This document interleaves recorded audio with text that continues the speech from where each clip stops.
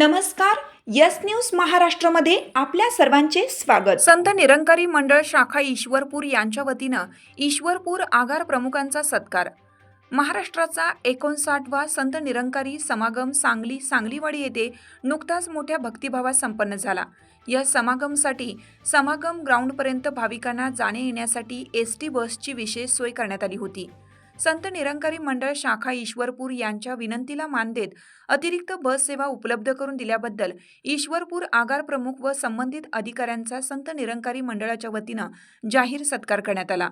यावेळी ईश्वरपूर आगार प्रमुख दिलीप ठोंबरे, वाहतूक निरीक्षक मिलिंद कुंभार, सहाय्यक वाहतूक निरीक्षक दीपक यादव, वाहतूक नियंत्रक दिग्विजय तेवरे तसेच सहाय्यक वाहतूक नियंत्रक रोहित पाटील यांचा सन्मान करण्यात आला.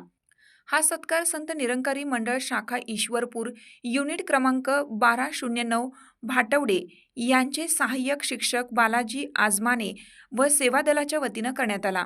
समागमच्या यशस्वी आयोजनासाठी एसटी प्रशासनाने दिलेल्या सहकार्याबद्दल उपस्थितांनी समाधान व्यक्त केले.